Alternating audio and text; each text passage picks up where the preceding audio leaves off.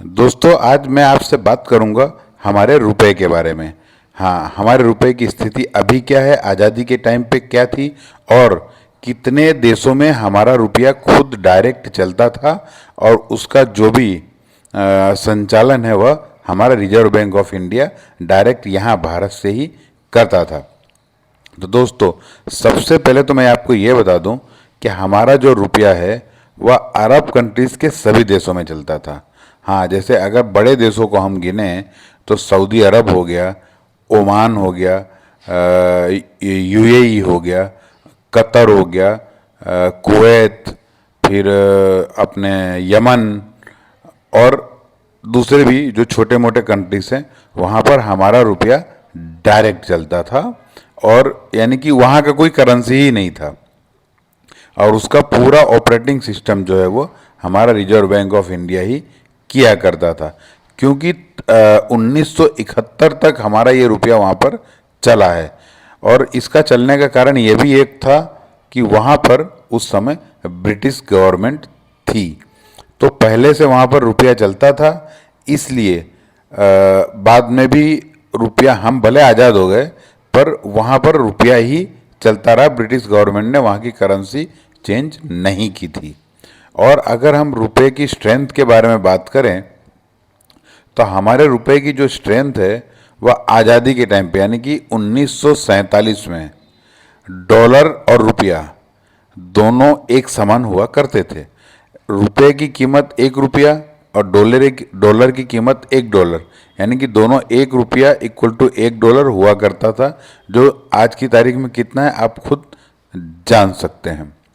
दूसरा, जब यानी कि 1971 तक, यानी स्टेप बाय स्टेप, उसके पहले 1960 से लेके 71 तक सऊदी अरब को या कुवैत को या ओमान को सबको यानी कि ब्रिटिशर्स ने आज़ाद किया, जैसे हमको 1947 में आज़ाद किया था।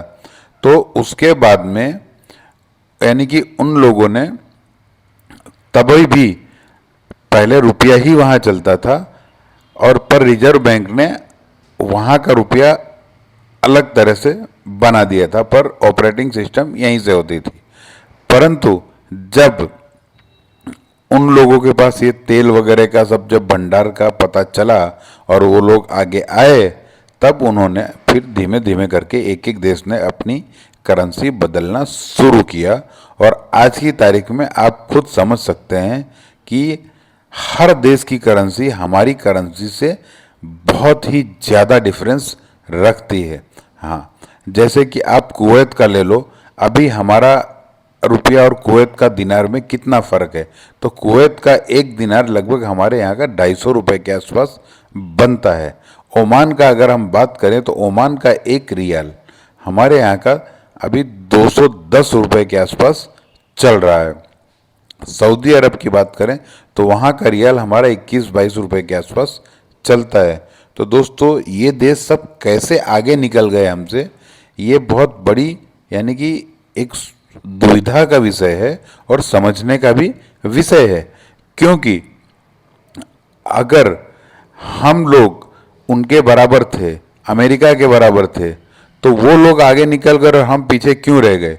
हमारे यहाँ नेतागिरी के कारण पीछे रह गए, भ्रष्ट नेताओं के कारण पीछे रह गए।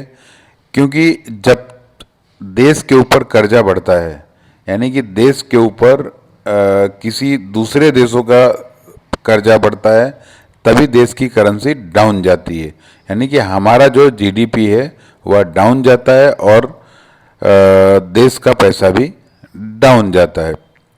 तो दोस्तों, अगर हमको हमारे देश का पैसा वापस ऊपर लाना है तो हमें तरक्की करनी पड़ेगी और इन सभी देशों का टक्कर करना पड़ेगा।